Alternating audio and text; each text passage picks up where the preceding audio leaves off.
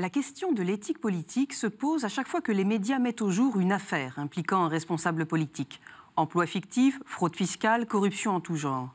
Ces scandales provoquent la défiance des citoyens à l'égard des élus et sont préjudiciables à la démocratie, qui voit alors émerger des candidats anti-système dont le programme politique est soit irréaliste, soit inexistant, et dont l'intégrité n'est pas plus garantie. Mais loin de se résigner, les citoyens réclament des élus une éthique professionnelle. Celle-ci consiste à ne pas privatiser la chose publique, à ne pas en user au profit de son intérêt privé. L'exigence première réside dans le respect de la loi, mais l'attente peut également s'avérer plus élevée. Pour être exemplaire, il ne suffirait pas de respecter la loi, il faudrait aussi l'appliquer dans son esprit en se conformant à l'usage qu'en imposent les mœurs. L'éthique politique est donc une question non seulement d'intégrité juridique, mais également d'exemplarité morale. On peut dès lors s'interroger. Que demande-t-on exactement quand on ne revendique pas seulement l'intégrité juridique, mais aussi l'exemplarité morale des responsables politiques ? On demande d'abord et essentiellement que les responsables politiques soient au service du bien commun. Par bien commun, on entend premièrement la chose publique, c'est-à-dire la chose du peuple. Res publica, res populi, dit Cicéron. Il n'y a pas d'éthique politique sans ce service rendu à ce qui confère au peuple sa réalité, à ce qui permet l'unité des citoyens, à ce sans quoi il ne forme plus un peuple, mais une simple somme d'individus. Les responsables politiques doivent servir un bien qu'ils n'inventent pas, mais qui les précède et qui forme le peuple, la communauté en tant que telle. Chaque peuple a son bien propre, hérité à la fois de son histoire et de l'avenir qu'il se choisit. Mais il y a un bien sans lequel aucun peuple ne pourrait être un peuple, et ce bien n'est autre que la justice. Par bien commun, on entend donc également la justice, qui confère à tout peuple sa réalité, son unité. Reste donc à définir la justice. Dans l'Éthique à Nicomaque, Aristote avance deux critères fondamentaux, le respect de la loi et le sens de l'équité. L'intégrité juridique ne suffit donc pas à caractériser l'éthique politique. Pour être vertueux, pour incarner la loi, il faut également se soucier de répartir équitablement les biens et les honneurs, et en particulier les biens et les honneurs publics, qui doivent être attribués en fonction du seul mérite. Le service du bien commun par les responsables politiques est une exigence éthique qui n'a rien d'évident. Toute la philosophie politique part d'une certaine manière de ce constat. Les responsables politiques sont davantage enclins à justifier la force qu'à renforcer la justice. D'une façon générale, ils sont soumis aux mêmes passions que tous les hommes, et notamment à l'amour de l'argent, dont saint Paul fait la racine de tous les maux.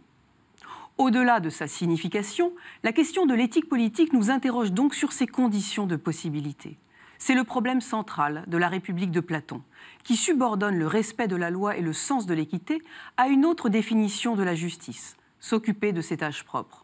Pour éviter tout conflit d'intérêts, il faudrait séparer les pouvoirs, que ceux qui détiennent le pouvoir politique n'aient pas le pouvoir économique, et inversement.